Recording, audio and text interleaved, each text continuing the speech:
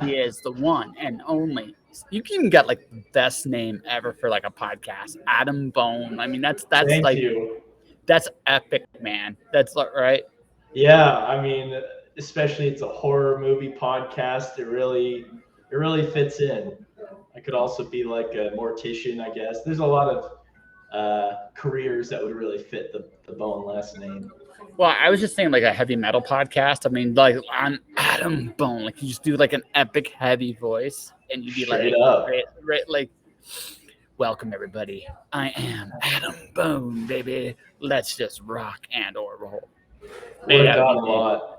As when I was growing up, there's that scene in the original Spider-Man where he goes against Bonesaw, and everyone's like Yes. Bonesaw, and I heard that all growing up. So it's also kind of like a wrestler name, like Yeah. Bone, No. Adam Bone. Well. I mean, they put you in the same sentence as Randy Savage. You can't feel that bad about that. Right? Yeah. Right. You Yeah. can't. I mean, that dude was an icon. I mean, forever we'll know him for two things: his voice, ooh yeah, brother, and also snapping into a Slim Jim because that's what he did. You're right. You're right. I'm in good company here. Yeah. So I mean, you shouldn't feel bad. I mean, like if they call you the second coming of Bonesaw McGraw, actually, that should be like your tagline, dude. That should be like your tagline. Maybe I should keep that. Yeah. You're Yeah, right. yeah. Get like a really funky bandana, obnoxious sunglasses. Like, let's go full scale obnoxious. Yeah, get a really good tan going on. I'm looking forward to You can that. just use a spray tan. Heck, in fact, do it badly on purpose. Like, just make it Yeah, so obnoxious it blinds people. yeah, Just missing go. my the back of my neck, and it's just really splotchy. Yeah, exactly. Just go for it and watch just people just cry a little on the inside watching you. All Right? right, well, I got a persona all ready to go. So Yeah, like just like that. Like 2 minutes into this podcast, and I gave you a personality, right, for radio. absolutely, man. Yeah, yeah. Wow, this is really helpful. I'm glad I came. Yeah, just coming on. It's like, hey, we're gonna give you a new persona. We're gonna professional wrestling you up, and here we are. That's what I Right? need. I need a makeover. I've been saying that for years. So Okay, it's the day. totally. No, man, you're probably good just who you are. You're a podcaster, right? Like me. I am. Yeah, a little different. It's just me and the boys.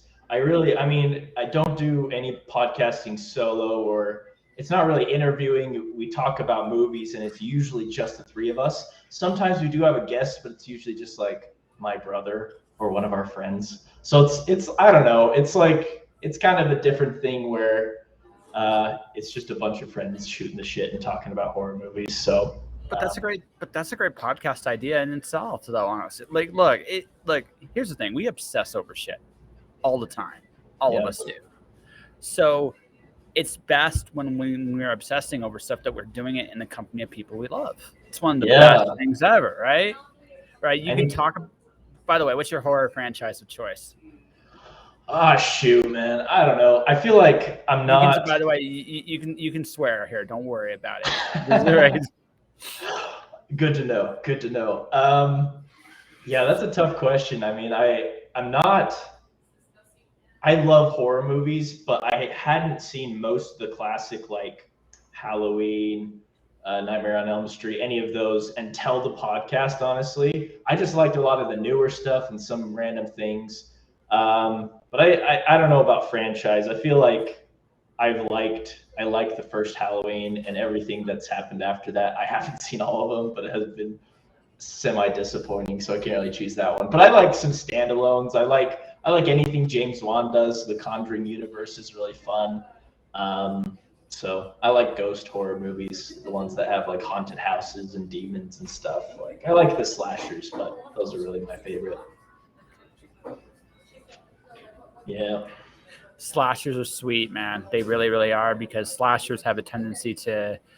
Are you there? By the way, Yeah. Yeah, can you hear me? are you there? Cool. I can hear you. You have your screen has frozen. Like you Oh, got a permanent really? like freeze there right now. Ah, shoot. At least on my end, it could be. There it goes. Camera's off. You want to turn it back on so people can see? There you go. Sorry, maybe my It could just internet's be going in it could and out just or be the something. internet. No, it legitimately could be me. Don't worry about it.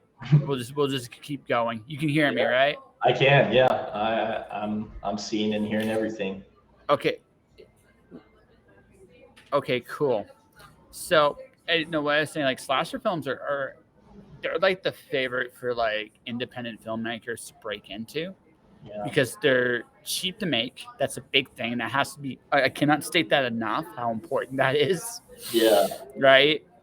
But it's also like, but it's also just good storytelling in general, right? Because let's be honest, man. Okay, so you go to a horror movie for really like three reasons. You go to enjoy them, have a good time. The second thing you go to do is you go to how do I put this? Get scared, or you just go, or you just go because a little bit of a combination of both. Like horror can be fun and horror can be scary. Great slasher stuff is scary, the best stuff, but I mean it can be campy and fun too, and that's usually what sequels get to. yeah, But I mean, the first one needs to scare the shit out of you, and to do that usually requires amazing storytelling. yeah.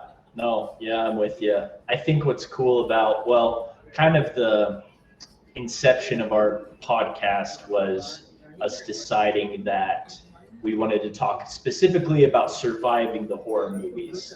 So, yeah, we talk about if we like them or whatever, but we also really bring up the decisions the characters made and could they have survived the slasher better, like because everyone does that with their friends. So I think what's fun about horror movies is putting yourself there, and horror movies kind of force you to put yourself there where they go, this is scary enough that now that the horror movie's over, you're going to be looking over your shoulder, you're going to be looking in the back of your car. It's a very involved process because it kind of connects with you in that way. So it's really fun just to watch a movie and you know if I like, it's easy when you're sitting on your couch to be like, man, like I could have survived that. That was crazy. But most of the time, I don't know, if you're like an average Joe like me, he doesn't have like martial arts skills or something, you're really, most movies, I'm probably dying. So Well, so I think like okay, so we're not going to dwell too much into the political thing, but I think one of the things that the pandemic kind of taught me is, by and large, we're all idiots. I don't care where you yeah, stand on things, fair we're enough. all idiots. So I think for most of us, could we survive that? Unless they're deliberately stupid. I mean, unless okay, like for example, the Scream movies. When the serial killer is dealing with the guy that just won't shut up no matter what he does. Right. Like, like he was confused because it's like it was very apparent that he was going to kill her. Like it was very very apparent to anybody, but she just wouldn't stop talking. So Yeah. he was like, "Okay, I guess I'll kill you. Please shut up." Right? You know what I mean? Right. Right? Yeah. Unless they're like, yeah, I think, well, I see what you're saying, where unless the person is like dumb of the dumb, most of us probably couldn't do better than most people in the horror movies. Well, yeah. I mean, here's the thing: if it's cleverly done, like it depends on what kind of like horror movie. Like a Yeah. plague horror movie, maybe not. Sometimes people just are, especially usually in the beginning of those kind of movies. The first few people that die are just generally very unlucky. Like it's just like, well, luck of the draw, you suck, right? Um, it's it's interesting when like again, this is where I think the difference between good horror and bad horror is, can you create a very smart reason why the person doesn't make it out, Right. right? Right. And if it's smart enough, then yeah, like could it get me? Honestly, it's like yeah, maybe. There was a zombie apocalypse movie that was like the whole concept was the plague spread through babble. Like just you hear someone speak this babble and you get the zombie disease. I thought it was a really Wow. clever idea because seriously, if someone walks up to you and just starts muttering gibberish, what's your reaction? Uh, uh, what the hell just happened? And the next thing you know, you're a zombie.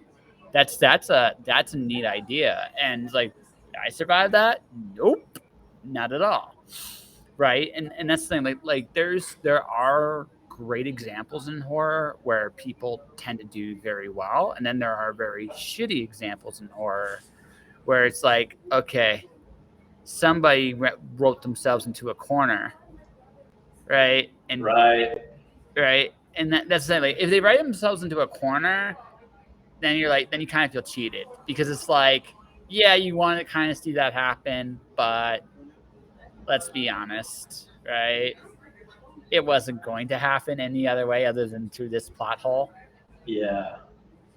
It's interesting talking about writing and quality because I think there's a balance. Some of the best horror movies are super tight where there are no plot holes, but most horror movies there's plot holes, and I think some of them you can just ignore where you're like, yeah, they could have called the cops, but then if they would have called the cops, we wouldn't have had like a outrageously fun horror movie, you know? So like I think there are movies where you're like, you know, that was a fun movie. And from the writer's perspective, if you're trying to think of the best ways to create these scenes of tension and put the heroes through things that are frightening and that build them, it is kind of tough, especially as we get more modern, where we, I don't know, things like security cameras and burglar alarms. It's tough to really have a horror movie with zero plot holes because of that thing where it's like, yeah, if there's a ghost, it'll show up on the camera.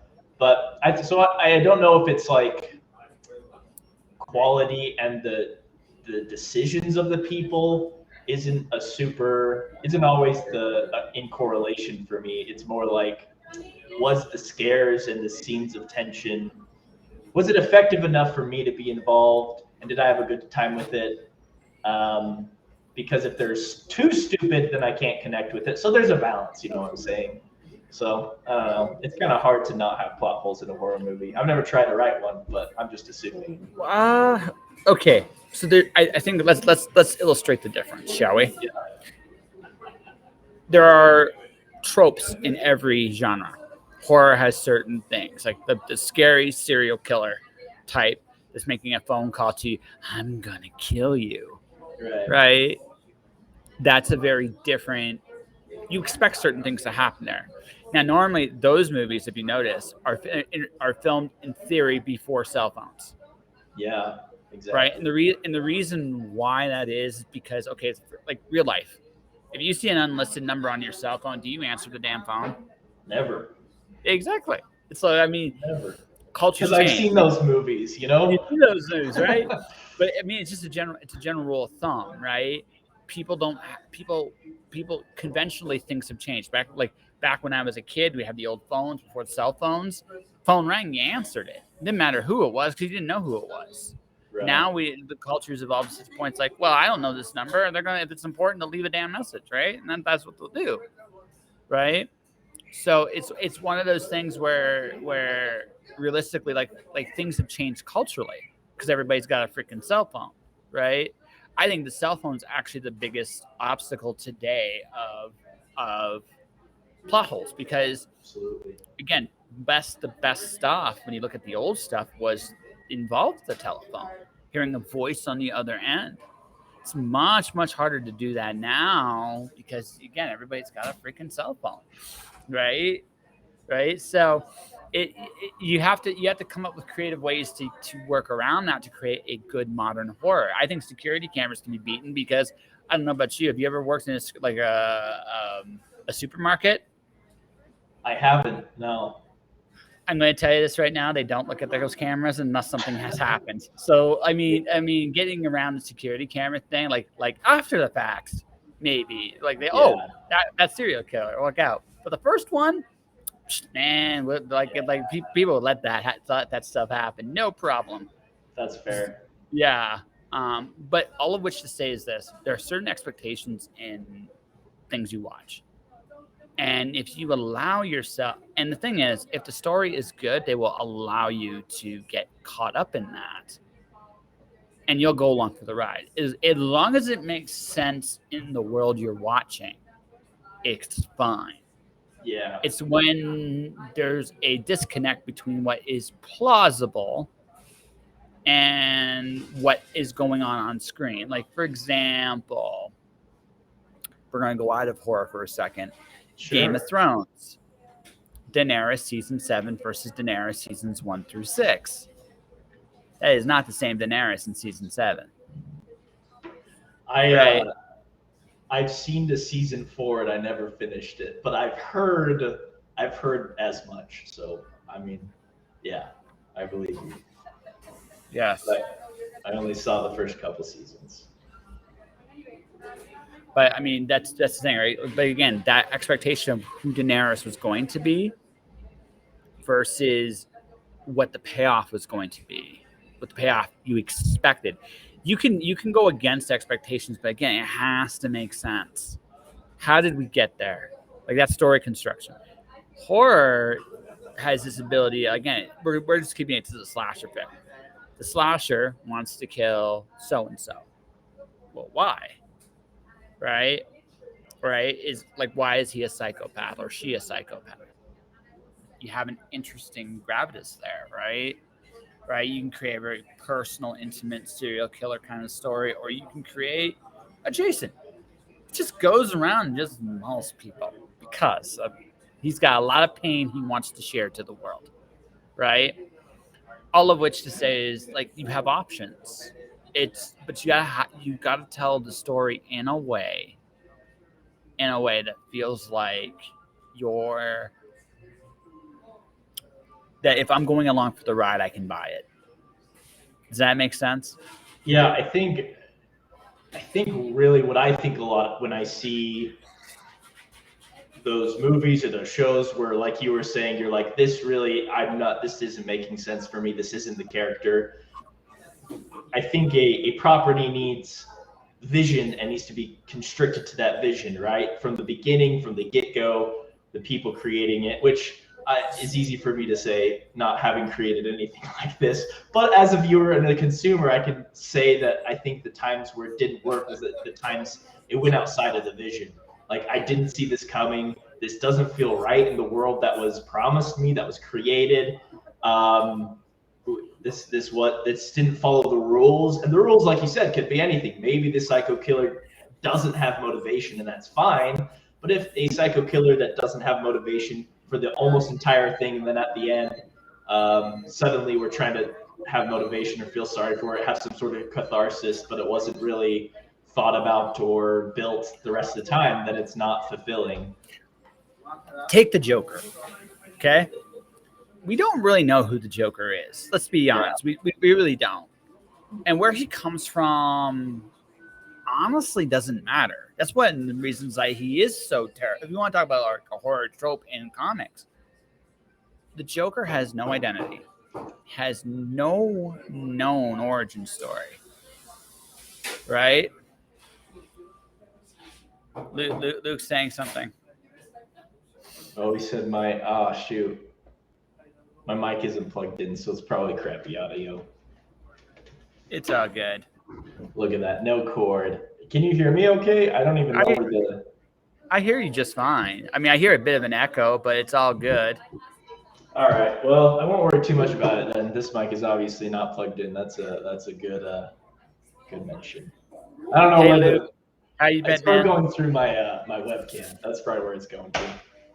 All right. So the Joker has no origin story, but that adds to his aura. It doesn't detract from it because the Joker now has power in that mystery.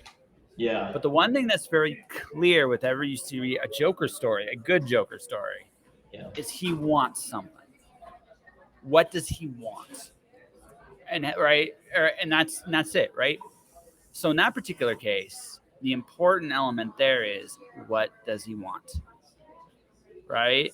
And you can tell a story. What does he want, and why does he or she want it, right? Because that's the story, right? That's the conflict. That's the thing. Like in a slasher movie, that's the whole secret.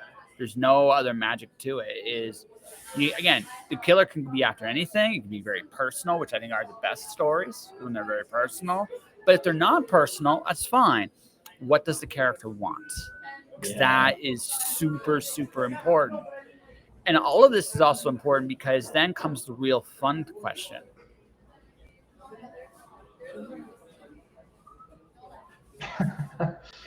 Give him the full bone. It's all good. It's all good. Hey man, I'm expecting Adam to be himself the whole way, Luke, just like you were. So all of which to say that who, like I said, if you want to go with expectations, there's nothing wrong with that. If you want to go against expectations, there's nothing wrong with that. But when you're creating something, like at the very least, that vision has to be clear in your head. Yeah. Is that right? Because if you don't have that, then you're right. Then the serial killer big reveal at the very end is going to be shit. Like, Yeah. it's going to be shit. You're going to have a Daenerys, and what you really want is the Joker. That is a weird sentence if I put together on the air. But there you go. Yeah, out of context, it's gonna be weird, but I get it. I understand.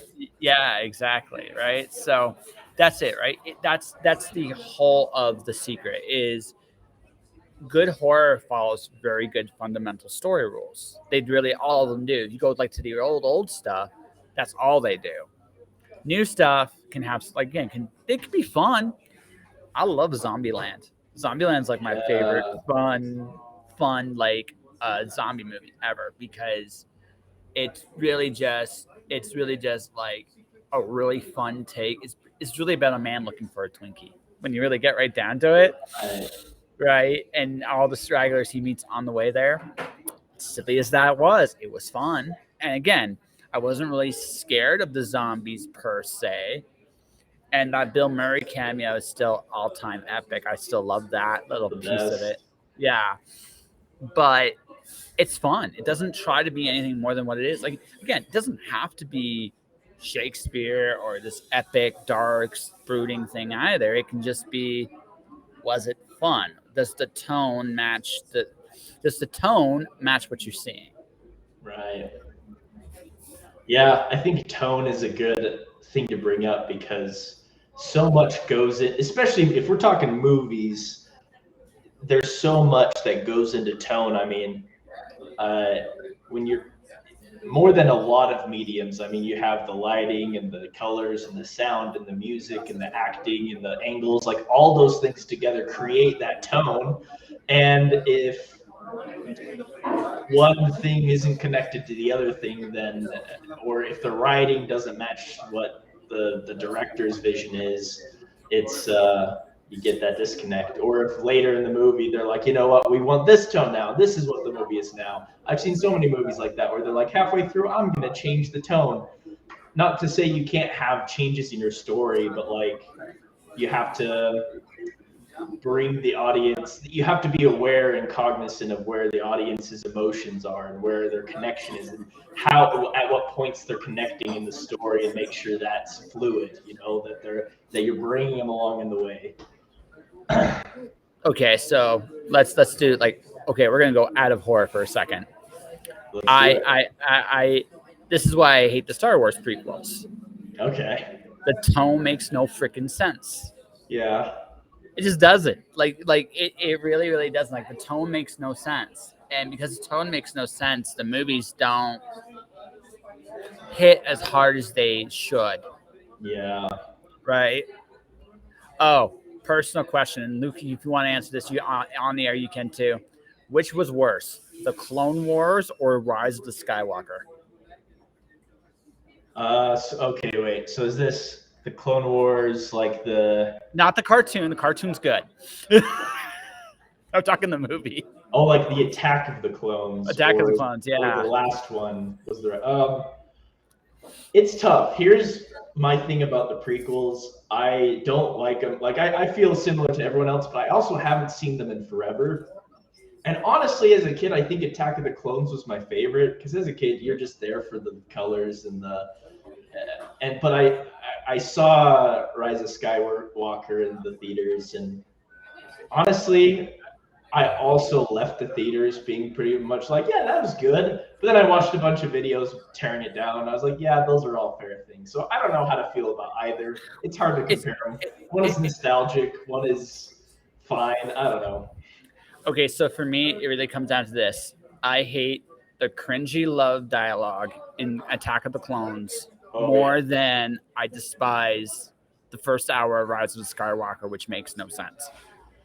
No, I kind of forgot that all that love stuff was in that movie. And as a kid, that was I hated that. Like I As an remember, as an adult, you hate it too because it's not real. I'm sure if I went back and watched it, I'd be like, this isn't good. But as a kid, even if it's like a good love story, you hate it. So like already, just because they're in love, I'm like, I want to get back to the lightsabers. So I agree. No, like no, for me, it's more along the lines of the fact that it just see I can handle a love story. Like okay, so we're talking about like story, like that fine line. Joy's the hardest thing to write, like by far, because there's that. Okay. Yeah. Because here's why: genuine happiness is almost like a precious thing. Go Yeah. too far into it, it goes like what you're saying. It's cheesy. It feels like like you feel like ooh, it's gooey. I don't know what to Yeah. do with it, right? At the same time, if you pull it off just right, you will have the audience like feeling that joy. And it's and love stories like have this like I'm not talking rom-coms. Rom-coms have their they're almost like a toned down version because it's trying to make you laugh a little bit more and it's trying to make you anything in the feels. Right. But like a real love story, if it's done well, will have the audience completely moved. But it's so dangerous. It's so easy to slip into Hallmark movie territory. Like once you hit that, now if Hallmark does it on purpose, so I can't really knock Hallmark for it. Right? They do it on purpose. That's what they're going for. Yeah, so exactly. I can't knock Hallmark for that. But when you're trying like a love story and you end up and you strike what like Hallmark, you probably screwed up. They don't, because again, they're aiming exactly for that particular flavor of ice cream. So you can't knock anyone that does that. Hey, that's our ice cream. We're going to make it. Okay, you know what? That's fine, right? Can't argue someone for doing what they're supposed to do, right? So this is a weird connection. I don't know if it's a great connection, but it is what came to my mind. So we're going to roll with it. So I'm putting together a wedding playlist because I'm close to getting married. And congrats. Thank you. The tough thing is, and I went in with high expectations where I was like, okay, the songs that are on this playlist have to be wholesome and optimistic and joyful. And it's hard to find songs like that, honestly, like because like there's the love songs which fall into this almost this category we're talking about where it's like it's too much, it's melodramatic, I don't connect with it, I don't like it. There's love songs that are really good, that are classics, but I feel like there are songs where I'm like, I think that's a love song, and then I read the lyrics and there's these dark undertones or there's this suggestion of dissonance, because I feel like music, you kind of have it's kind of what you said where it's hard to have a song that's purely joyful because it's maybe, I don't know, it's harder to pull off and maybe it's a little less interesting because there's less drama. I don't know if that's a fair connection, but it's just hard. Like yeah. Humor's hard because it's subjective, right? Humor's hard because it's subjective. Joy is hard because it's precious. Most of us understand conflict. That's why it's easy to write conflict. I want something. You don't want me to have it. We fight. But you get, like I said, you got the bone saw thing going for you, so I'm probably screwed. But that's okay. Like that's the conflict, right? I'm just genuinely happy. Like I have a moment of pure joy in this world. I've had a few of them. They're so precious. They're so precious. Right? That it's so easy just to let them go poof, disappear. And it's funny, you go to music. Music, ironically, is mostly love songs. But really, It's either one of two things. It's either my significant other is awesome, or my significant other is the drizzling shits. And there is no middle ground. Because there isn't really a middle ground in that kind of thing.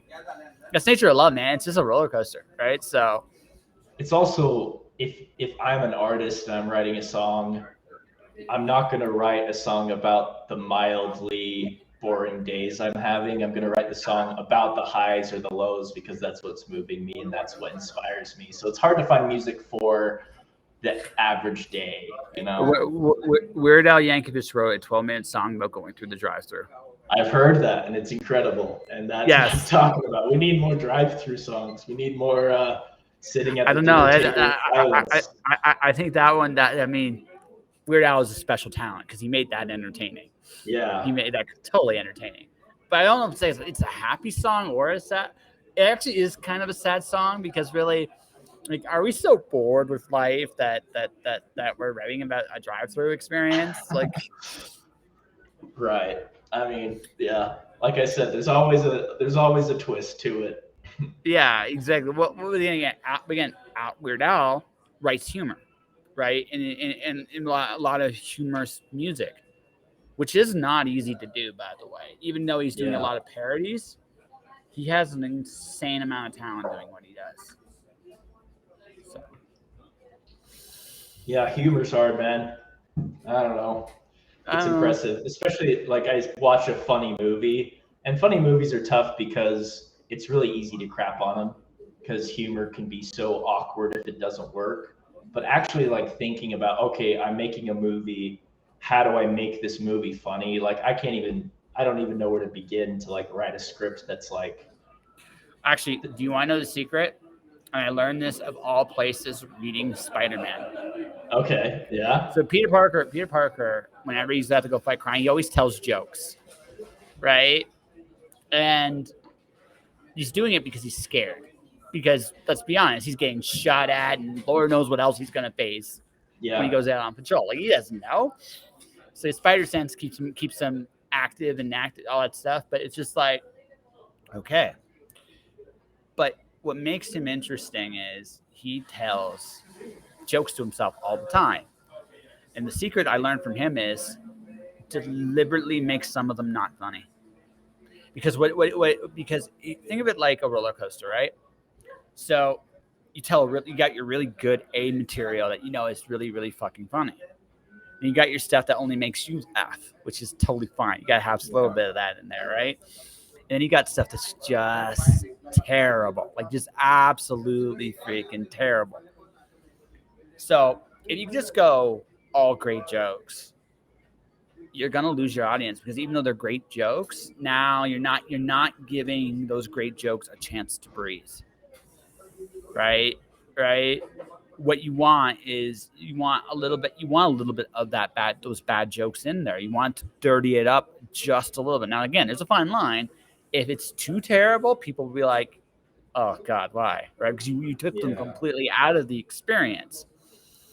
But sometimes you'll go to you watch a comedian work, right? First joke gets you laughing a little bit, right? By the way, Robin Williams is the exception to this rule. That dude couldn't stop. So he's the exception.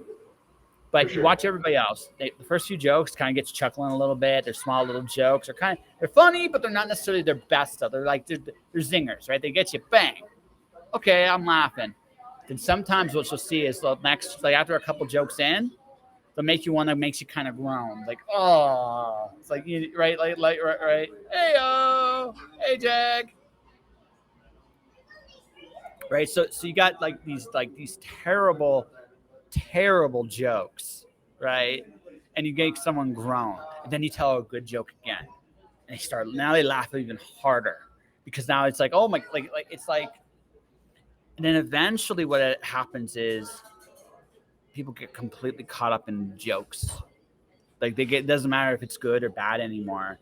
It's just they're in. Like you've completely think of like comedy. Like in some ways, it's kind of like trying to impress a chick, in the sense that if you go at them with your complete A game material right away, and they don't they'll buy it a little bit, but they get used to it, kind of just walk away. You got to go up, down.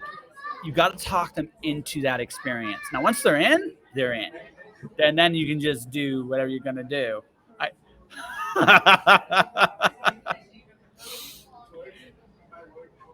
Right. Oops. What I mean by that, Jag, is right. If I'm trying to talk you into doing something, first I'm gonna go. I'll explain. If I go in and I give you just fantastic stuff all the time, it gets really easy to kind of take for granted. You want to get people into an experience. Doesn't matter what it is. So, and I say this, like you almost have to, the first few jokes, the first few things you do and whatever experience you're getting into, it's almost like you're trying to encourage someone to come out and play, right? Thank you. Right? So it's just one of those things where I realize like the whole goal is to get people to buy in. And once they're in, they're in. But sometimes what happens is if you tell everything is just absolutely fantastic and golden, people don't necessarily appreciate the quality. So you got to actually make it a little bit bumpy. It's also kind of real. Like no one expects a perfect journey. No one. Everybody expects those bumps and those bruises. So give it to them, but give it to them in a way that doesn't. Yes, it is. It totally is. Absolutely. It's storytelling 101. It's not just sales, it's storytelling, right? Right. The whole idea is whatever story you read, whatever movie you watch, in a movie, you got 5 minutes to really grab somebody, right? You got 5 minutes. So you do get their attention so you can get them to come along with you for the ride, right? Most of the time, like sometimes it's something really interesting, like okay, so I love the Batman trilogy, the previous Batman trilogy. The villain intros were fantastic. Like the Joker bank robbery is still one of my favorite intros ever. It's so clever. Yeah. And I'm into it just because it doesn't, if you look at it as a by itself, doesn't really fit with the rest of the movie that much. Right? It doesn't. It ties in a little bit, but not much. But it grabs your attention. It gives you a sense of what you're going to expect when you get into the movie. Because the Joker completely throws you off left field. Same with Bane's introduction. Say what you will about Tom Hardy's Bane voice. By the by, small aside, Harley Quinn using that as a joke is hilarious. I love it. But the whole idea is the first, whatever you get into, whether it's a book, whether it's an album, you're trying to initially get people to buy into the experience you're offering them, whatever that is. And if it sounds salesy, yeah, it is a little bit, but that's just the way it goes, right? Like in that sense, it's not a terrible thing. Now, maybe you buy in, maybe you don't. If you don't, you walk away. Or if you don't buy in, that's when you got like as a critic, you can go like, okay, I didn't buy into this. Why the hell didn't I buy into this, right? And that's the thing. It very much becomes then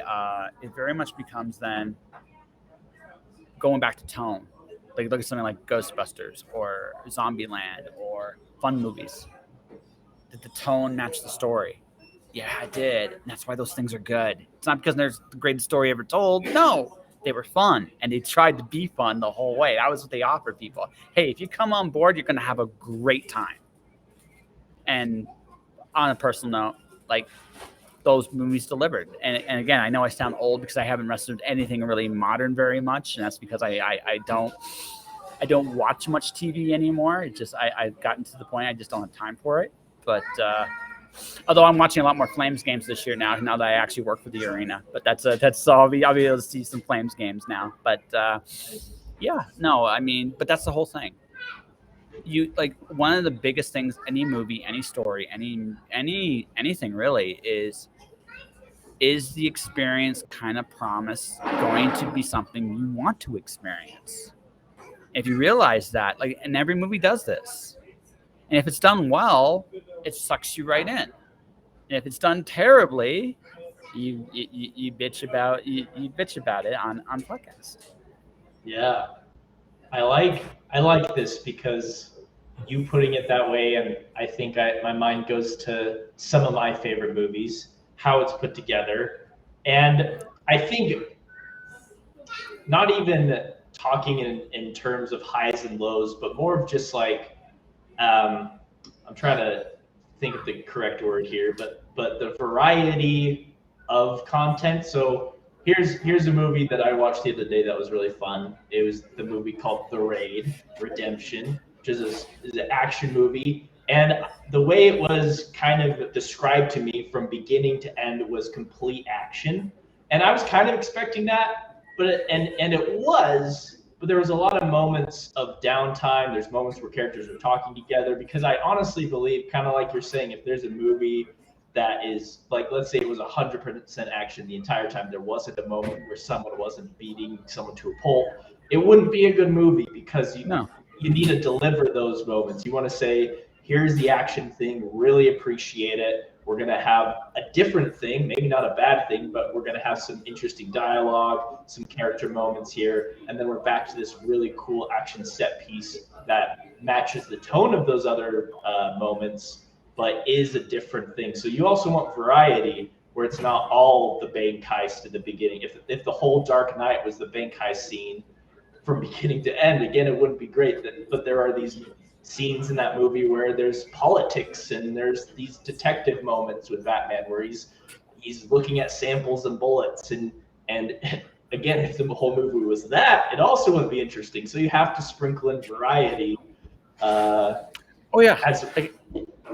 Yeah, and that's just it. Like you want those, again. Maybe it's not like good, good joke. Like going back to jokes, good jokes, Yeah. jokes that make you laugh, and little bits. You have to get the audience to invest always, Yeah. always, and to do that, that means you got to think about, okay. So the closest that I've ever seen to 100% action was Crank. That movie makes Oh, I've heard of that. I haven't seen it though. okay. So Crank is literally, he's doing everything he can to keep himself stimulated to stay alive. Because if he slows down at all, he's dead. In Right. each movie, right? In each movie they've done so far, that's been the premise. So it's silly, but again, you have an automatic investment right away, because you realize he's in danger. If he stops, he's done.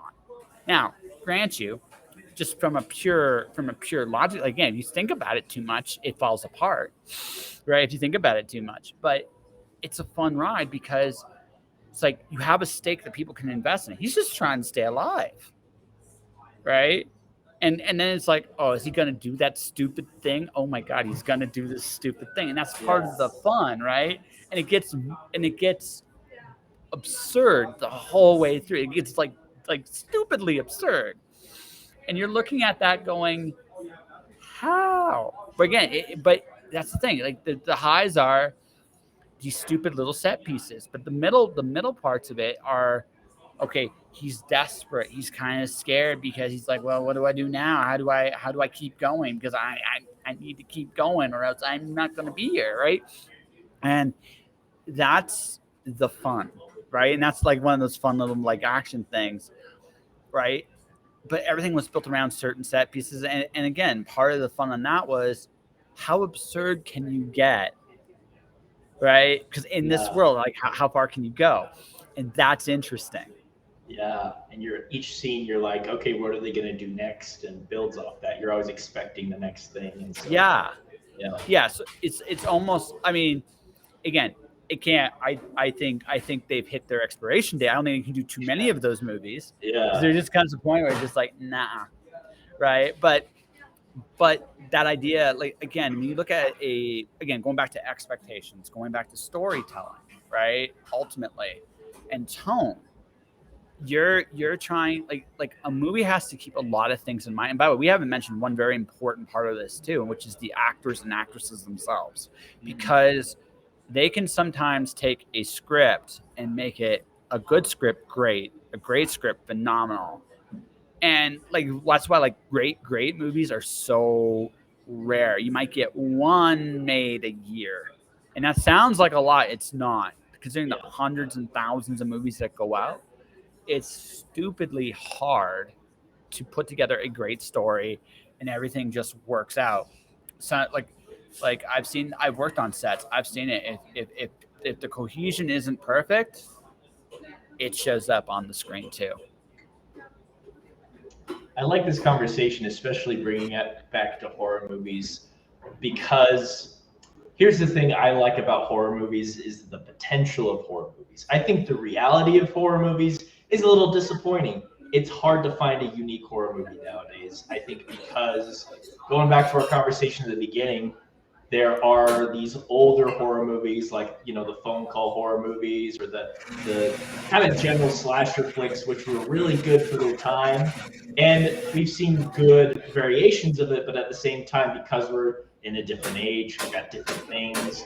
I want to see horror movies that utilize that, and I need that variety within the genre as much as I need it within the movie. Where what grabs me in a horror movie in the first 5 minutes is if I see something and I say, "Hey, that's different," you know, that's different from the other horror movie I just watched of the same genre. Maybe I just watched a different slasher movie. Now I'm not watching this one. I'm like, this is why this movie. It's kind of like the movie proving that it needs to exist. Is how I think about it with horror movies. Like, I exist because here's this thing. This is the tone I'm choosing to go with. This is the idea.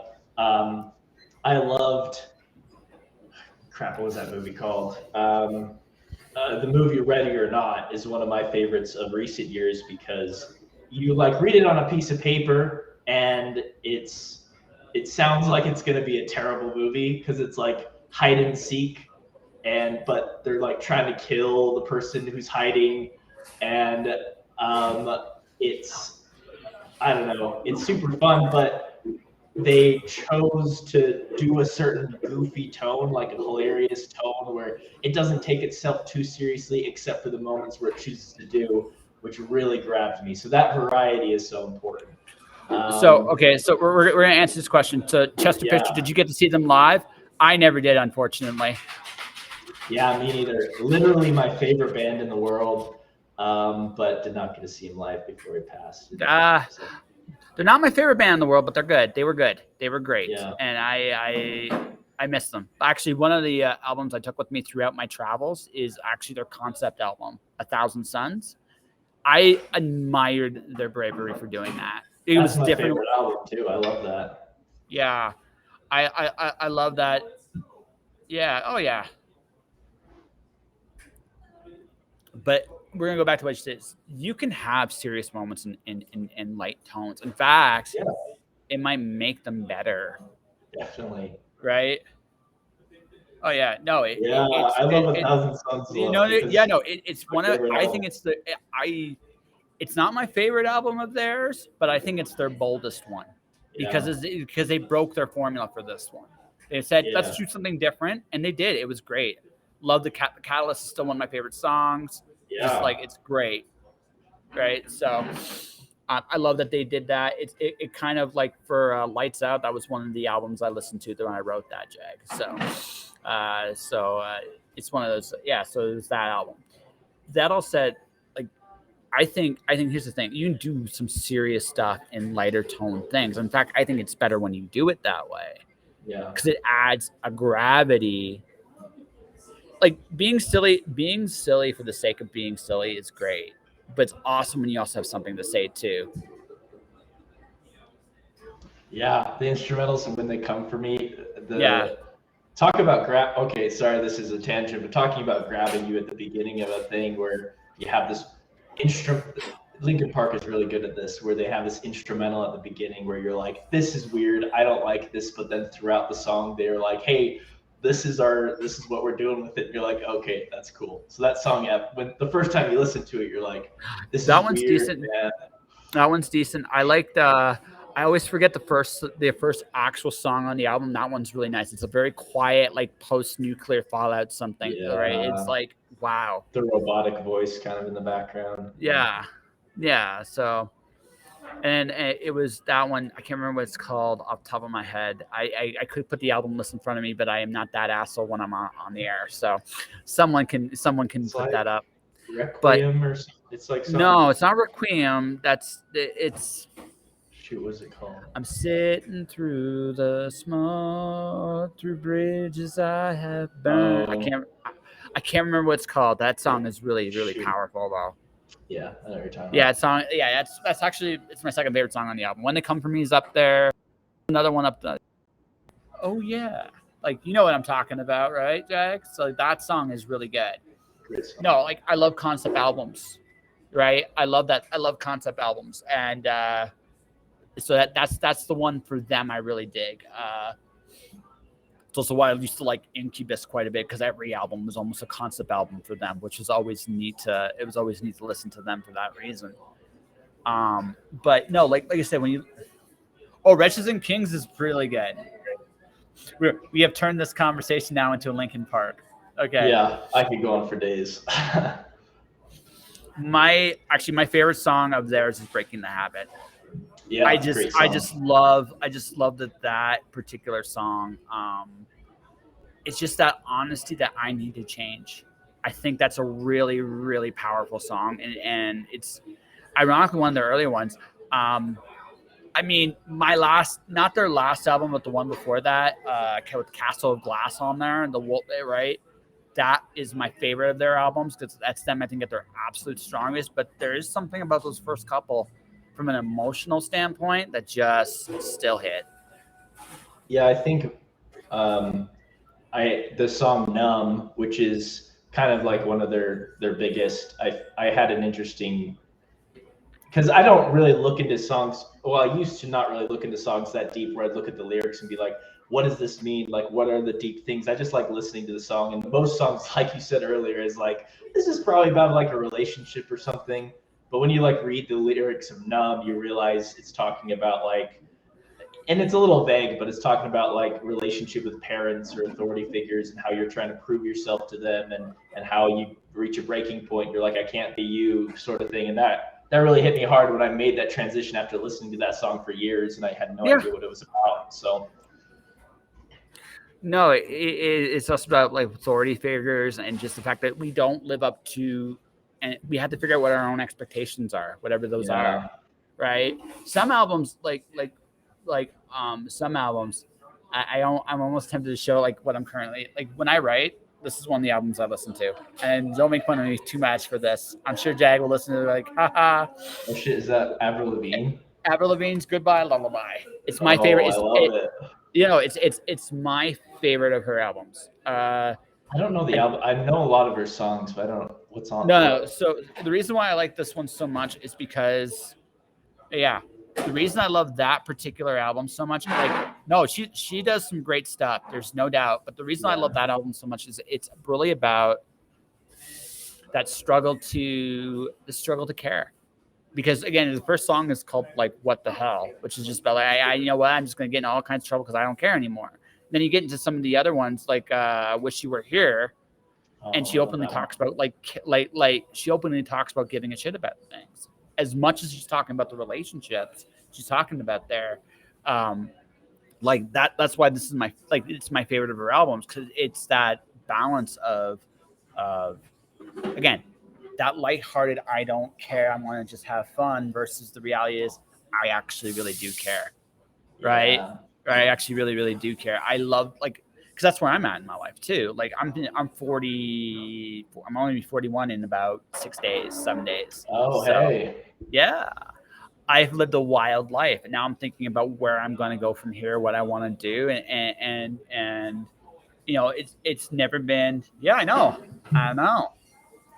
I'm an old fart, right? But I've done this wild and crazy thing of chasing my dreams for years and years and years, and I'm seeing success in some very interesting ways. Like my podcast is regularly, like right now, I mean, I had a lull in like August, but like regularly I'm getting now 50 downloads a day. It doesn't sound like a whole heck of a lot, but when you do the math on that, yeah, you do the math, that adds up, and it's growing, and I'm seeing success this way. But my personal life, I want to do more of my personal life. And I'm one of the things I realized coming back to Calgary is I may not be here for too much longer. Like there's just, because I haven't been able to really connect with anybody. And there's part of me that was upset about that at first. But then I just realized too, it's like, you know what, no one owes me anything. But on the one hand, and on the other hand, maybe it's just I'm meant to be somewhere else. And maybe that's what I'm going to be looking for next year. And in fact, I can guarantee you that's what I'm going to be looking for next year, right? That's somewhere I belong, to go back to Linkin Park there for just a second there, right? And I don't know where that's going to be. Like, I don't, it might be in the States. There's a certain somebody I may promise I'd go skydiving into jelly beans with. I intend to keep my word. Wow. That sounds like fun and Yeah. terrifying, and I would never do it. Dude, one thing I've learned in this life, if it doesn't scare you, it's nowhere near as fun. That's just something I've learned in this life. Yeah, there you go. That's fair. Yeah. Yeah. Often the things we are afraid of are connected to the things we want the most. Yeah. Yeah. I've learned that. Yeah.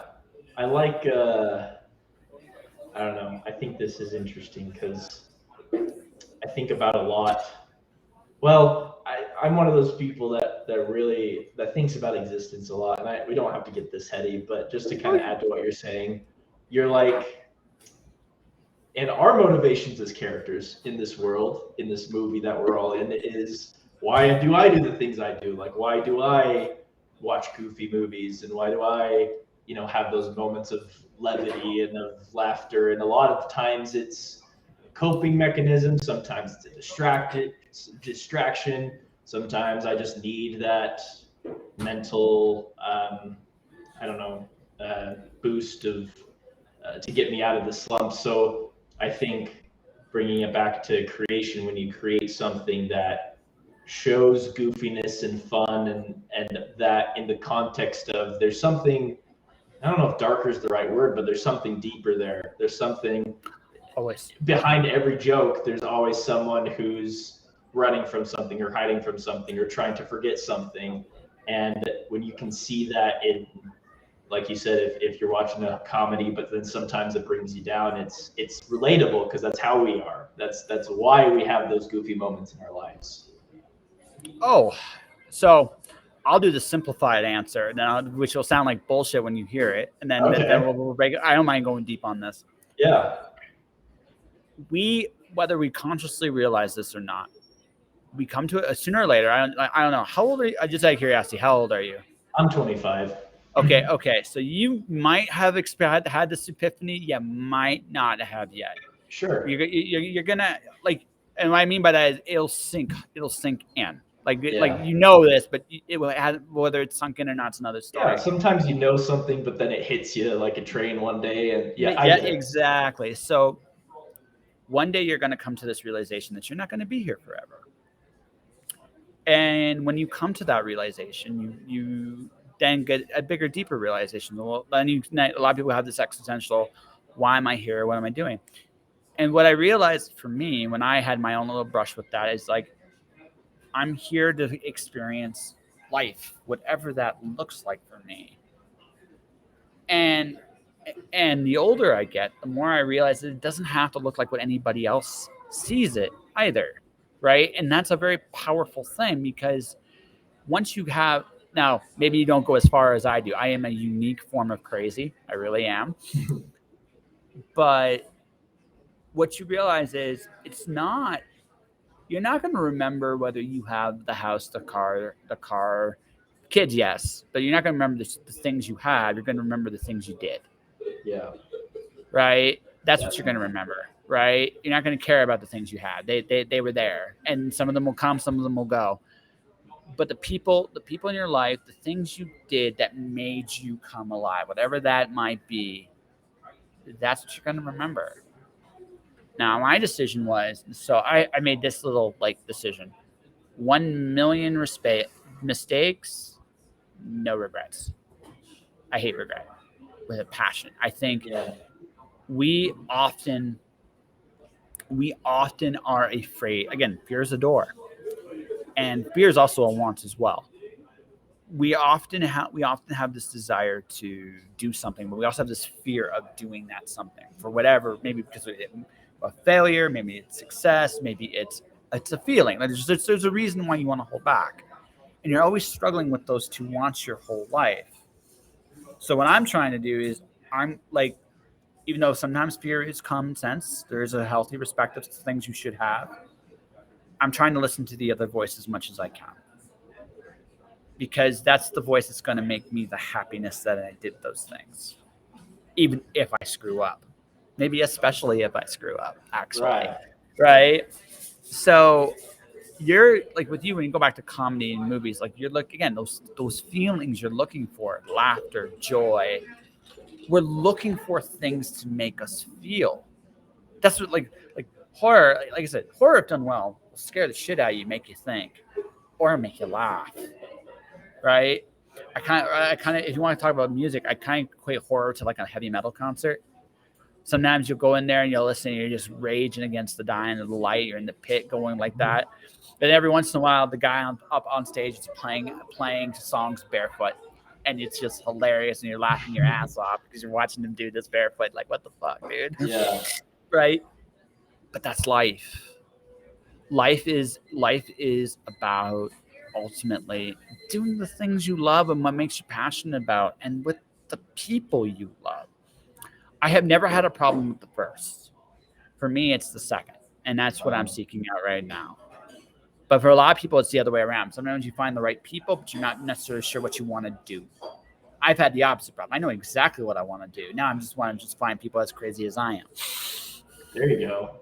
Yeah. I think when I've had some things hit me recently. I think what my realization has been when it comes to purpose is what you alluded to, where it matters a lot less what people think of me, which I guess is kind of a cliche, but I think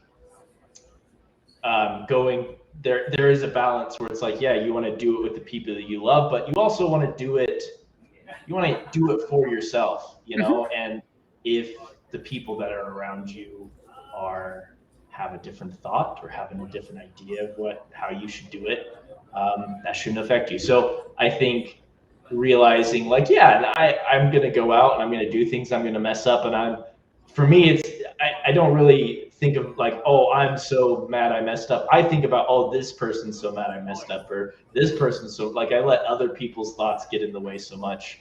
So that's where I'm at. I'm trying to be like, okay, I'm my own person, and I'm doing it for me. I'm doing it for my happiness, not for their happiness. It gets easier as you get older. Like, I give a crap. I hit my dad where my dad is right at 50.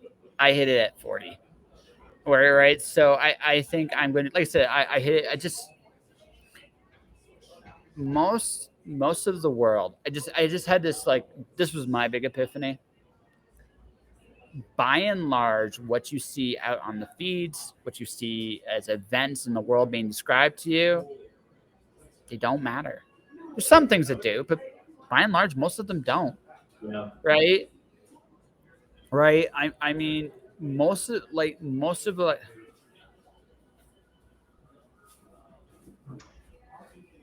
Yes, Luke. Are you asking me or him? I could be asking you. I don't know, but yeah. Those are the guys I do the podcast with, so I'm sure that's why I say that. Yes, the podcast is something I'm choosing to do that I love for me. I'm not doing it for you, Luke, but it is good to do it with you, if that makes sense. But he's happy to do it with you. Exactly. Yeah. I still get happiness because you're there. Yeah. No, it's just like one of those, like, again, you get older, you just realize, like, who matters to you? And that's really, what are you doing? Who are you doing it with? And by and large, that's it. Like, there's no other magical secret to this. The rest of it really doesn't matter. It really doesn't matter who the president is. As much as people may say, well, maybe it does. Like, not really. Right? You're not, right? Grand scheme of things, not really. It doesn't matter. It doesn't matter what's going on. Like, it doesn't matter that the queen died. It doesn't matter in the sense that your personal day-to-day life isn't going to be impacted that much by this stuff. Yeah. And you're not living for these people. You're doing it for you. I don't think that's true. That can change. Ups and downs, man. Ups and downs. Yeah. But I mean, that's the thing, right? Like, by and large, the world is a distraction. Mm-hmm. There are some things that aren't, but by and large, it is. Fair. What matters at the end of the day then is, what are you doing in this crazy place you found yourself in? Right? And what are you going to do? That's it. Right. I mean, it sounds like simplistic as fuck, but that's all you can control, really. I've got this is kind of taking a step aside to a different conversation, but I know you're a creative person who's created things. Um, I'm pretty sure you've written a book, right? And you've done other things Oh yeah. similar to that, created stories. When you're creating a story and you're writing a character, because this is something I run into when I'm doing this stuff, is I want to put myself into the story because that's how it's interesting, because it's relatable to me. And you create a character that has gone through stuff. How do you make it so each character you make isn't the exact same? You know what I'm saying? Where you have your journey that's really meaningful to you, and other people could probably relate to it, but then you want to put yourself into a story or to a character and to a setting, but you don't want all of them to be the same. You want characters to be different. You want to. So how do you usually put enough of yourself to be relatable, but not enough where it's the exact same story? You know what I'm saying? Okay. So Jag will like this. So like this answer, I think. So I'm right now writing a novel about a assassin that once maybe Shadowed. Yeah, that's we'll the talk about movie that. I made when I was Oh, cool. We'll 16. talk about that. We'll talk about that before we wrap up. But All to right. answer your question, younger me was more interested in the ideas of the worlds I was creating than I think this is just a natural thing. When you're younger and you don't have the experience, you think of these awesome worlds. I still think about these awesome worlds. So my main character in the novel I'm writing right now is she was a knight of the round. Now the knights of the round in my story are completely evil. In my story, Morgan Le Fay won. She won. Arthur's her husband. Arthur is helpless. Feels helpless, cuckold basically for her. And all the knights have been, almost all of them, have been perverted and corrupted by her. So my good guy, her name's Corey. She was a knight of the round. She, for lack of a better term, reformed. So the part that's me and her is sometimes you look back at it. Like I'm old enough to look back and wonder if I did the right thing. Am I a good person? How does that am I doing the right thing? Have I, like, looking at my mistakes in my life, the mistakes I've made that have hurt other people? Is there a way to make amends for that? And sometimes you wonder, like, that's a personal thing because you're gonna hurt people in this life, whether you mean to or not. It happens, right? And I'm not trying to be casual about it, but it's just inevitable. It doesn't mean it's right. Right? Is there a way to make peace with that and peace with who you are now? There's a piece of that story that's a part of me. Making peace with who you are is a big part of that story and her story. Now, she does it differently than me. She does some things that I never would imagine to do in a million years. And she struggles with things I don't. But she does things in another way. She's way better. She's way tougher than I'll ever hope to be. Right? So, I mean, there's a give and take. My villain in the story is Percival. Okay? So the salesman aspect, the salesman stuff we were kind of talking a little bit earlier, the salesy stuff. I think like that because I'm a freelancer. Mm-hmm. And because I'm a freelancer, I've learned how to sell just a touch. I have to. Nature of the beast. That doesn't mean I can't turn it on to such a point where I'm obnoxious, because it can be fun to do that too, right? I'm one of those guys that likes to needle people when I want to piss them off. So Percival has that little bit of quality in there where he needles and needles and needles and needles and needles, because it's in my nature too. There's a little, like those little pieces of me that are, now again, that's where I can connect to these characters. And that's the difference, right? When you create a character, when you create an actual character, you have to realize that the character isn't you, but there are pieces of you in that character, right? And that's the exactly. I figured you'd appreciate that, right? Right? It's appreciate. So you got to appreciate what those pieces are, because those are the pieces that you're going to make the strongest connection to your audience with, because that will be you. Hey, did I do the right thing? Am I sorry for the mistakes I made? Am I not sorry for the mistakes I made? Some people think forgiveness is don't want forgiveness. There's that too. Now that's something like with Corey, I'm going to explore a lot because it's an interesting journey. Now, first of all, I'm not going to spoil too much. Let's just say like his first appearance might be his last appearance, right? We'll just say that, right? But on that note, right, I'm going to have fun. I'm going to be that kind of prick with him, right? Right? Because I can be a prick with him, Mm-hmm. right? Because I know how to do that. Now it's harder. It's harder if I'm looking at something like Lancelot's my next villain, and I made him like a serial like narcissistic not racist, rapist. Like he Oh, actually has that rapist. motive. Right. He's a narcissistic rapist in this story. Because that's I Wow. figure that's the extreme you can go with him, right? The only thing that I can relate to that at all though is the fact that I know it's like when a pretty woman gets me to do stupid shit. So there's a little bit of that in him. There's always going to be a little bit of that, right? The difference is he hates it. Right? It's Gotcha. that part where she has power, that person has power over him, and he wants to, because of that, wants to hurt them. Right? It's finding those little connections, right? And you can look at that, right?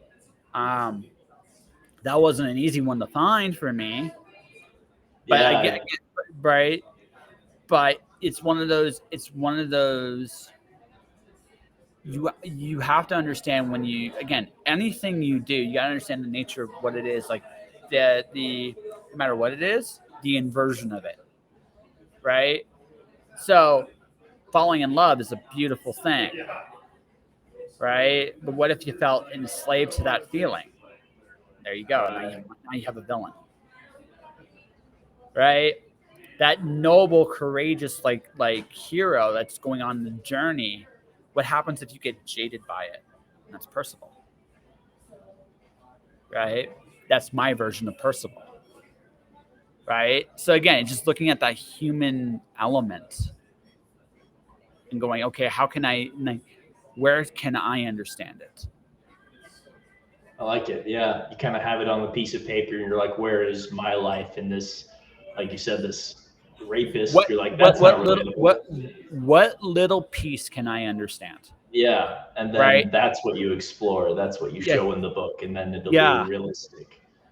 yeah. Now that doesn't mean I got it all nailed down because I don't. Right? Right. That right. But I again, it's understanding like creativity is a personal journey, just as much a Hmm. very personal journey, and you sometimes discover things about yourself, Yeah. right? Sometimes I'll read something I've written. It's like I sound a lot smarter than I actually am. This is cool, right? Yeah. Sometimes I'll read something. It's like, nope, this was shit. That's okay. I tried. I went Yeah, for it. I exactly, did it. exactly. That's all you can do. That's So you cool. made a movie, huh? Yeah, so well, I'm bad with ages. I think I was about 16 or 15 or something, but I was in a film class and we were supposed to make a movie, write it, direct it. So I made it and it's on YouTube and it's kind of a running joke in our podcast because I mean, it's a 15-year-old wrote this and directed this movie. It's not good. It's like 11 minutes long, but it also was like the beginning of my love for film and like trying to understand how they're made and writing. And it's a horror movie, so that kind of I don't know. So it's nostalgic and it's fun, but yeah, it's kind of a running joke. And I forget when he posted that, so I don't know what we were talking about to promote that's how I wrote Shadowed, but probably not. I think I wrote Shadowed in like a night and didn't put too much thought into it. So Jay, you're gonna have to tell me that story next time you come back on the show. I now I want to know. But that all said, dude, kudos to 15-year-old you. Right. You know, No, kudos. Right, kudos because it takes guts. I don't care how old you are. It takes guts. I started drawing 2 years ago, almost 2 years ago to the day. It's coming up in November when I started taking it seriously. And I was so terrified of sucking. Mm-hmm. Then I had this beautiful like epiphany, I had the counterbalance to that. So what if I suck? And that freed me to do it. And I've had nothing but a blast since. I love that. Right? Yeah. That's it. So what? I think it also takes a healthy to know how to look at your past self, because I think a lot of my life I've looked at my past self and said, I hate what I see. And you're correct. He couldn't have. There's no way he could have. That's that's an individual to me. But you look at your past self, and I look at that movie, and I cringe, and I go, ugh. But that cringy feeling is an evidence that I have grown since then, and I have learned. So I bet when you look at your first couple drawings, and I suck at drawing, so I can relate to this. You're like, I don't know about that, but that just means that you've gotten better. That just means you've grown as a person, and you have to give your past self just as much empathy as you do your current self, and say, at the time, that's what I could do, and that was great, and I tried. Well, it's not even just that. It's also the raw. That first stick figure drawing in kindergarten, you legitimately can't duplicate that. Yeah. Right. You legitimately can't. There is something about the intention of going out there and just putting everything you got into it. I can't do that with a stick figure drawing today. I just can't, because I can do better. Yeah. But at that time, that's why it's so hard to do it. Like sometimes you'll see people trying to do kid-like drawings like they did as kids, and they can't because that emotion's not there anymore. Right. So Right. like 15-year-old you may not have had the technical know-how, but it takes a very, very special kind of raw passion to go, here I am, and putting it out into the world. Good, bad at 15? Shit, dude. Like I said, you got like 15-year-old you, even if it makes you cringe today, maybe especially because it makes you cringe today. It's like, you know what? I need your balls. Like for the rest of my life, right? I just need it the rest of your life, because that guy didn't care. It's like, you know what? Let's just go and see what happens. Yeah, no, I relate to that. I think in some cases I'm jealous of that guy, because the older you get too, the crazier life gets, and you have to balance creativity with practicality, where I'm like, well, I have a 9 to 5 job now, and I'm getting married, which are good things and I enjoy. But when I was 15, I was also like, nothing mattered at all in my life except for what I was doing creatively. I mean, some things mattered, but when you're young, it's like you got this tunnel vision and what's going on. And so if you're really putting yourself into this, it's like the rest of the world disappears. And I feel like I can achieve that today. But something about youth, it's never the same. I just had time to kill, and that passion was, like you said, it was so raw and so young that even though the technicality wasn't there, I almost like look back and say that, that was a simpler time where you lived a simpler life, and I don't know. It's good to look back at. Would you like a piece of advice? Please. The biggest problem you're going to have the older you get is you, quote unquote, know better. I'm putting that in quotation marks because yes, you have your experience doing it, right? There's definitely an experience aspect to it. However, that doesn't mean you couldn't try that same thing. You could try to make a movie now. Knowing what you know today, a 10-minute movie you could do on a weekend. Right. It'd take a weekend. You could find that time. I'm sure Luke would happily volunteer to help you, even if he's just even the producer falling asleep, just in the back. It's an action, and he just takes a nap every time, right? As long as you don't snore, Luke, it's all good. But what I'm saying is, right, you can look at what you did then, try some new things, and do it now. You need passion. I'm still like I'm pretty much I'm a very, very special kind of wild man. I chased my dreams my whole life, and I still am going to until I get to where I want to go. Yeah.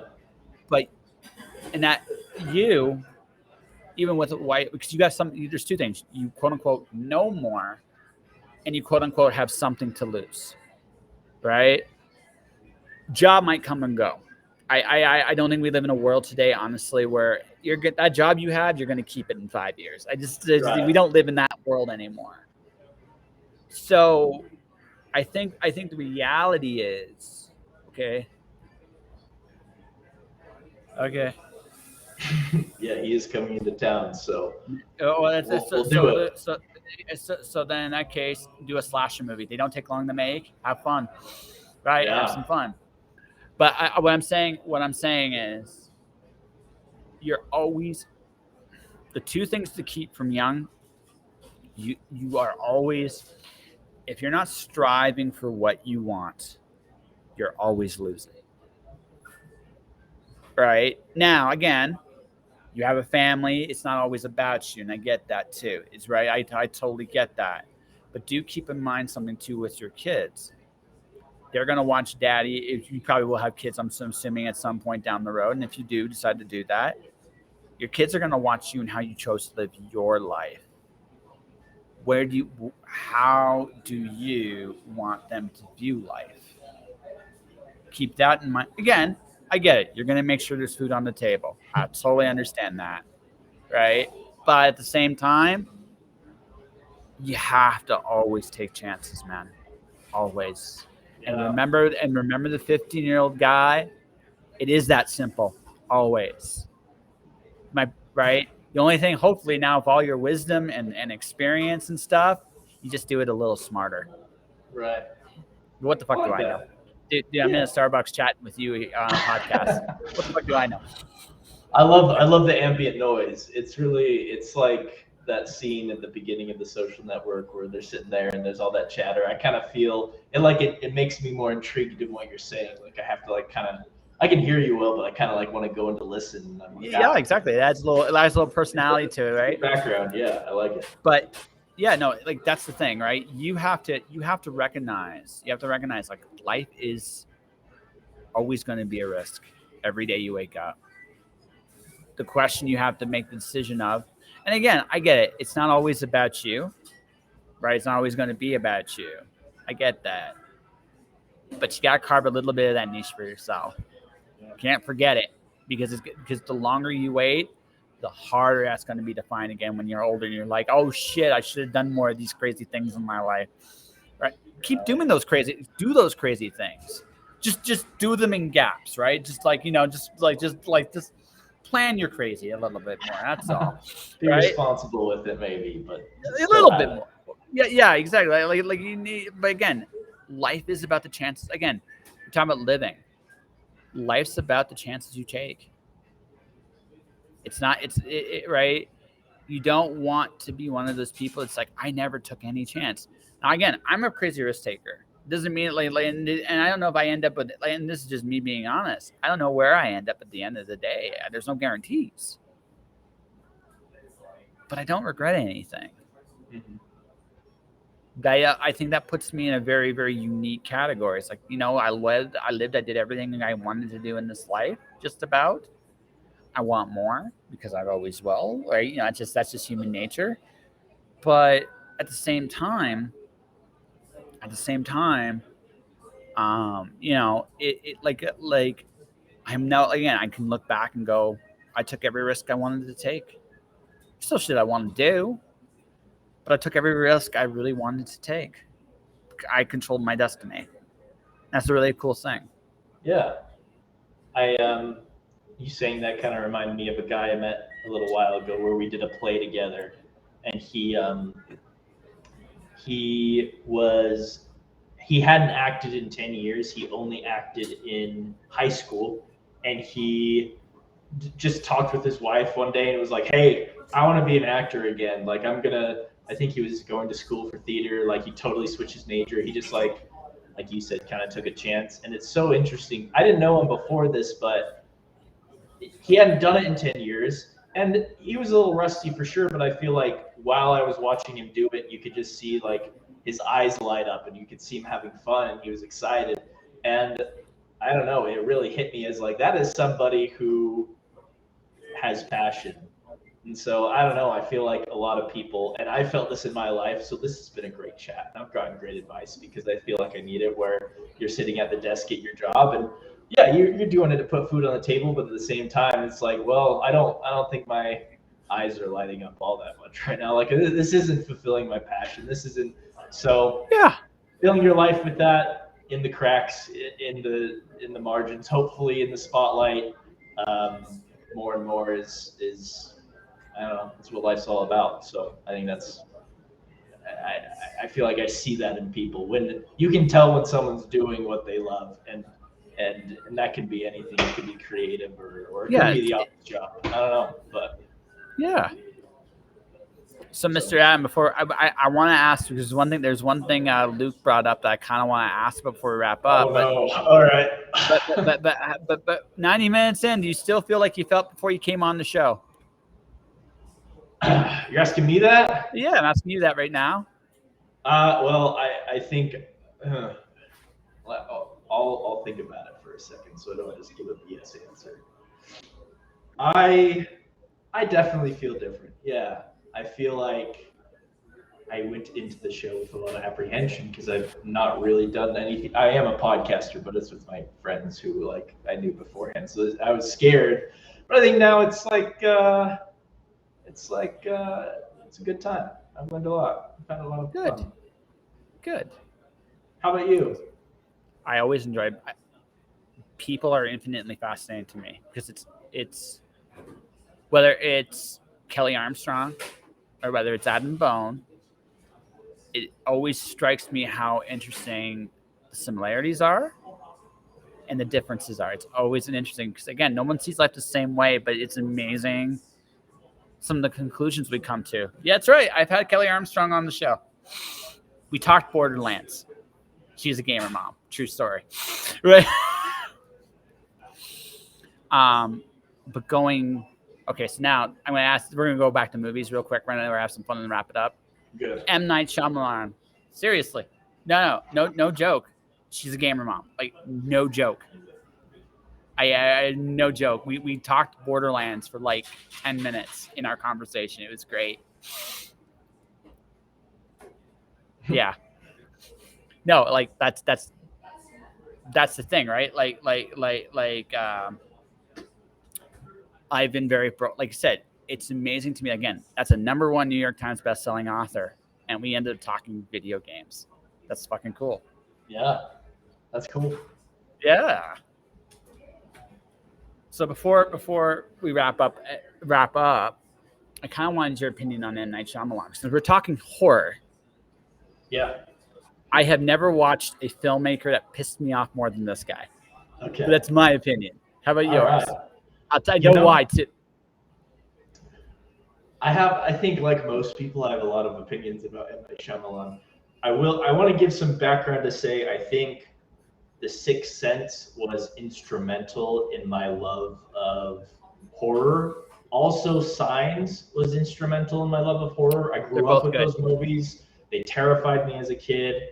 They're the first movies I looked at in kind of a technical way where I noticed like themes and I noticed foreshadowing. Yes.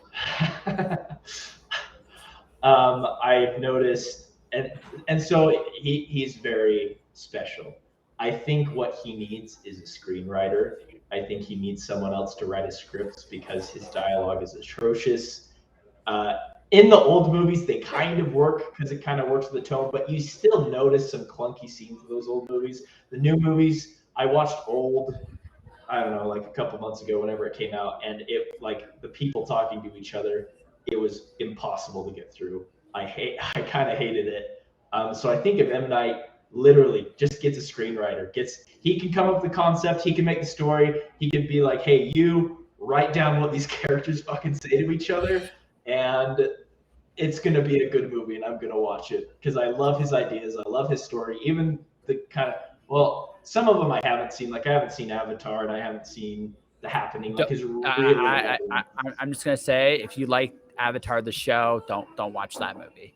I've heard that. So I will give him a bit of slack on that one, a little bit more. a little bit more, just for one simple reason. Um, I think movie like this is a common thing about the movie industry in general. When you take an intellectual property like Avatar and trying to condense it all into like 2-3 hours, you Yeah. probably shouldn't, right? Yeah. No, it's fair. No, that's Hey, totally fair. if it's a gateway to a better property, then you know what? Good for Yeah, them. exactly. We're not going to say we're again. I'm not saying that, but if you after you watch the show, you can't watch the movie. Yeah. You just absolutely can't, because the show is also small little aside. One of my guests on the show, I've drawn with on the show. Her first work was Avatar: The Last Airbender, so I like that even more now because I'm a big fan of her. So Yeah. yeah, so I digress. All of which to say, for me, I think with him, it's all he screws up his expectations and how he delivers. He tries to do like the twist almost every movie, Every right? single movie has to have a twist with him. Right, Yeah, yeah, totally. yeah. We won't bash him for Avatar too much. Okay? I don't think that's entirely under his control, but that's neither here nor there. The Sixth Sense was amazing. Like when you like even watching it after you know what the twist is, right? Once you know that movie still holds up. Like that Mhm. movie is amazing. It does a lot of clever things with the language of cinema too. The fact that you never see him open the door, and the fact that the knob is red, the fact that Yeah. like the only person that talks to him, I didn't realize this the first time I saw the movie, but the second time I did, only the kid talks to him when they're together, and it's like they're such subtle, clever cues that tell you that right. So when the twist happens, um, when it happens, uh, it's great. I completely disagree with that one. I do not like Unbreakable very much. No, I like I don't Unbreakable. mind it, but I don't like it as much. So, but Signs was the last movie I really enjoyed of his. It was the last one I really enjoyed. I hated The Village. I liked it until the very end. And when I got to the very end, it was like I hate it so much now. But he does this in every film. Like the twists he tries, sometimes they're like I said, the early ones were great, but the later ones, man, they just take you completely out of the world he creates. And I think that's what kills me about him. Because some of his like you said, his concepts are great, right? Even the idea of doing a little fun little twist like that is great, but he doesn't do enough. He also skips those cues in later movies, Yeah. right? I Like think I think with old, um, the movie, because with Sixth Sense you needed that twist. That twist really made the movie. Whereas with old, the twist distracted you from the rest of the movie. Like it didn't need to exist. Like if that twist wasn't there, I don't know if you've seen it, but people just get old on a beach, but they age rapidly. That's a good enough thing to stand on its own. And sure, you can have micro twists like every movie does, where you don't know what's going to happen next. But like I think he had that concept and he's like, all right, how do I create a twist from this instead of having that as part of the original vision? So, like you said, I think he just kind of screwed it up for himself where you have a yeah, good concept and then he's like, let me twist it. And you're like, you ruined it. Great. yeah, Thanks. exactly. So, what's your favorite movie? Uh, Great question. My favorite movie is Whiplash. Interesting. Yeah, it's not a horror movie, but No, it's it not. fucking feels like a horror movie. Like it's seriously more intense than most horror movies I've seen. The antagonist is intense, and you're scared of him. I just love it because it's so tight, it's so simple, yet there's so many emotions to it. I also love music, so it just works for me personally. There's a lot of great movies, but that's always my go-to because it's simple and most I people will I get. I enjoy the performance. Again, this is I think this is also an example where the actors bring out a lot of extra into it, right? Yeah. But I have a theory about you. Let's see this. Yeah, no, it's a good movie. It's really really good. I actually like the extended ending. I really enjoy it. I because haven't seen the extended ending. well, he actually does that big long the big long drum solo at the very end there. It's Yeah. like 8 minutes. It's really Okay. it's really really interesting. Yeah. Yes. That's what Well, I'm saying. It's such a good antagonist. yeah, because he, as an artist, I have a theory about you. We're going to see if I'm right about this or not. Shoot it. Yeah, let's see. You're a perfectionist. You know, I feel like I am to the extent where I notice the parts of my life where I failed very in full color and in HD, but I don't think I'm the perfectionist to where in the actual act I'm concerned about it, if that makes sense. Like I'm definitely retroactively perfectionist, but in the moment, like if I'm cleaning my room, I'm not like OCD about it. Well, So that's why this guy is so terrifying. That is why yeah, this guy, because that's no, because you're he right. no, because again, that pursuit of perfection Yeah. is what drives him, Hmm. and he'll destroy anybody to get it, and that's what makes him such a dangerous person, right? Because he can destroy people that He are also great. he calls out BS too. Like I love his little monologue because, like we talked about with motivation, you see his motivation where he's like, "I want to make the next best person," and it's almost not even about being technically perfect. It's about having the soul and having the passion and the drive. And so, like people like that who you definitely meet and you come in contact with, they could be an authority figure or a friend. They just make you anxious because you have imposter syndrome when you're next to them because they're like, uh, people need to be the best. And so I think you're correct where maybe my perfectionism or my imposter syndrome that follows me wherever I go gets inflamed when a person like that is looking at me and I can feel judged and I can feel like they're looking at the cracks in my armor. So totally. I didn't think about this before, but that's a really good point. Yeah, no, no, because that's what he is. Like when I saw him, it's just like I get this. When you are into your art, the biggest when you're young, you try to be the best you possibly can be. You look for what that perfect is.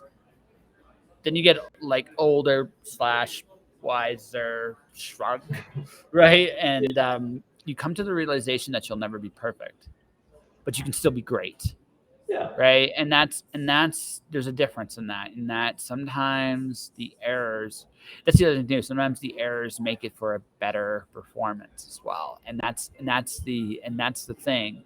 So going back to the stick figure thing earlier, the passion of that 5 year old, man, you can't make that up. When that stick figure Mhm. drawing, you can't do it. No one here can. But the fact that you can, the fact that they went and they tried and did everything they knew how to do, there's something to learn from that and something to keep with that. But I still remember my very first art lesson. I don't know if you do. So for me, it was you take a marble and you dip it in paint and you roll it in a box. That's it, right? And every one of these marble paintings was different, but they were all beautiful, Yeah. right? And the idea is it doesn't. Everybody can do the same. Every marble was different. Every marble looked different. Every paint was different, but still was beautiful. It's the same effect, right? And the idea of it's probably the most important lesson I've ever learned in art is that um, the action is in the doing. The rest, right? Be humble. There's always things to learn, but at the same time, it's just like gotta let it out there, man. Can't be afraid. Yeah. Totally. And greatness isn't linear. It's not like I like that in that movie because he's up. The main character is always comparing himself. I forget the names of these the jazz legends of the past, and it's like, well, you're probably not going to be those people, and you shouldn't be because your greatness is different than what other people even may perceive as greatness. Like if the oldie jazz artists saw the music that there is today, they'd probably cry. But that doesn't mean the people who make that music today aren't great at what they do and don't have that niche and know why. I don't know. It just looks different for different people. you can notice the passion in somebody, and you can notice the drive and the hard work. But sometimes, I don't know, it's not always linear. We take for granted the greatness is happening right in front of us. That's the thing we do. Like so I mentioned Avril Lavigne earlier. She's great. Yeah. She's great. One of my other favorite like band albums I listen to is usually a Lights. Like I'm a big fan of Lights. She's great, incredibly talented. But I think again, you look at her, you look at Avril Lavigne. People will look at Avril Lavigne because again, she's the more popular of the two. But I think in the long run, you look back, like you're going to look back at some of these people that we are watching right now, trying to think, oh, it's not like it was back in the day. No, it wasn't. It's different, but it's still great. Yeah, there's still right. It's still great. Yeah. I love that. I'll tell you. Hold on. I'll show you. Like. Hold on. Let's see if I brought it with me. I did not bring it with me. Oh well. I was almost brought Nirvana's classic album. I have it. It's great. It's awesome one to listen to, right? It's amazing. Like there's it's a damn near perfect album. But I'm on the bet. Nevermind or yeah, yes, it's damn near perfect. That's right? a Nirvana album right there. It's not Nevermind, but yeah. So me and you are speaking the same language then, right? Definitely. So, oh yeah, yes. I know what you're talking about. Oh yeah, no. I am a huge fan of Lights. I really am. I love her comics too. But anyways, that's neither here nor there, right? But the thing about great people are doing great things all the time, and one of the things I realize is people take it for granted, right? And I'm talking, it's any walk of life. Your podcast is great, probably right. You know, Jag's video gaming is great. My writing is great. But in the process of doing those things, and Smoky Dude, his journalism is great. But in the process of doing these things, it's going to work. We're not seeking necessarily that idea of what greatness is in that moment. We're trying to do a job, or we're trying to do our best. But it's much like when you bake a souffle. Sometimes the souffle rises and sometimes it doesn't. Sometimes like it's like I do great every day, right? But you're in the process, you don't notice those things. And then one day you just look back and go, holy shit, I did it. Right? That's how life works, man. I mean, very few people realize just how great the people you meet really are in those moments. It usually comes long after. Definitely. Yeah. I like that. What is the phrase that an artist is never appreciated in their time or whatever? And I think there's truth to that, but I also think that there are some artists that are never appreciated and never seen because, you know, only so many things stand the test of time. So that's up to the great people or just anyone who's an artist. It's hard to see yourself as great, but to judge your success the way that's healthy, not being like, well, if I don't get as big as so-and-so person or get as, you want people to appreciate your art, of course, but like you can't judge your quality based off of, are you going to become the legend that, you know, you might think you are, you know what I'm saying? And some people don't realize that kind of fame comes with a huge price tag in and of itself. Yeah, that's not the ideal life. You know, the rock star life is never a good life. We've seen that time and time. Well, it's more like, I mean, people take for granted the whole idea of taking a shit in peace. That sounds so simplistic, right? Right. But that's like fame has one purpose. It makes you more money. That's it. Yeah. In every other way, it's hell. Every other way, it's absolutely hell. Definitely. So, yeah. I don't know. It's hard to judge your quality, but it's important not to do it just by how many thumbs up you get or whatever. That's right. Although, don't get me wrong, I love me some thumbs ups. So give me all the thumbs ups. Yeah, it really does feel good. You gotta be honest. Hey, listen, I am vain enough to admit it. I totally admit it. Right? I'm there with you. Yeah. So, Mr. Adam, I think we have an interview here. What do you think? Yeah. I feel good about it. Yeah. It's been a great time. Thanks for having me on here. We're not quite ready to go just yet. We Oh, gotta do what we shit. gotta do. We gotta do. You gotta promote your shit, dude. Fuck, yeah, you're right. I mean, I've kind of talked about it. I don't have a lot going on. I mean, the main No. See, yeah, okay, so here's the deal. We just did a great little conversation, right? We did a great little conversation, right? So people here, like you have an audience here that's talking, right? So you have a show. Maybe, just maybe, what you want to do is you might want to send, tell people where to find your show, so that people can actually go listen to you guys. I'm sure Luke would like that. I mean, Luke probably is like, hey, yeah, this promo shit, it's good. Yeah, definitely. So the show is called Final Boy Status. It's a great time. We talk about horror movies, and not only that, we talk about how would we survive them.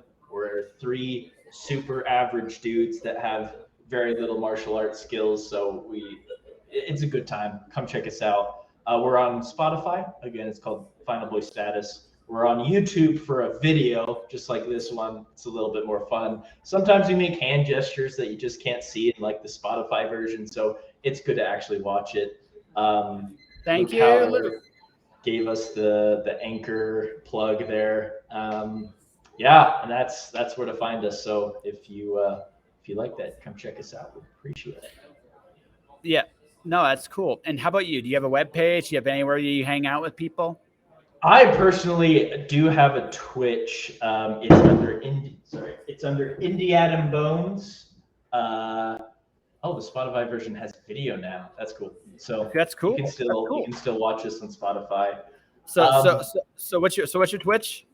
So it's Indie Adam Bones, all lowercase, all one words. Indie Adam Bones. Oh, Indie Adam Bones. Sorry, my bad. Yeah, so it's my name, Indie Adam Bones. It's a little confusing, but is it Indie IE or Indie as in Indiana Jones? It's like Indiana Jones, but Indie Adam Bones. Yeah. On Twitch. And I don't stream that much. Honestly, the best place you could find me is Final Boy Status. I want to do more stuff. I got it. Is that it? So instead of a Y, it's an I. So Indie with an I, Adam Bones. Okay. Close. I should have had this prepared. I appreciate the plug, though. Again, train motherfucking professionals here. Absolutely. That's it. Right, there you go, guys. This is it. And I'll say, check out the podcast. If you're gonna check out anything, we have a good time. We put a lot of hard work into it, and I'll have other stuff coming on. And when those things come up, I'll tell you about it. But yeah, Final Boy Status. That's the thing I'm most excited about. All right. So hold on a second here. And we'll get to the end here. We're going to wrap this up very shortly. Yeah, one day over the rainbow, I will do this exactly right, Jag Chris. But like I said, again, trained professional right here. That's right. Right. So anyways, this is my advertising services. I do video projects. I do video, audio, words, and pictures for your books, your project, your brands, any projects. You can definitely take a look at my services here. Beyond all that, okay, so they only got 2 more episodes this week. Thursday, Chuck Pinot is back. He's bringing a friend. We're going to be talking a little Kickstarter there. And then let's see. And then Friday, hold on a second here. No, that's Friday. Thursday, we got John Westhoff coming back. John Westhoff actually published my first illustration. This is really cool. And the following week, it's going to be big. So we got Jane Taylor, Britton Summers is coming back, and Marissa Mayer is coming back on Thursday the 6th. We're actually making up for lost time. We're going to be doing that there. It's going to be great. So that's going to be the next 2 weeks. I'm going to have more announcements in October in a couple days as I'm just figuring out my new schedule. But that, ladies and gentlemen, is that. This is this episode of Just Joshing. I want to thank Adam for coming on to the show. Thank you all for watching and coming on. So for everybody watching, everybody listening, thank you for watching. Thank you for listening. Stay inspired. Keep shining in the dark. I'll see you guys Thursday.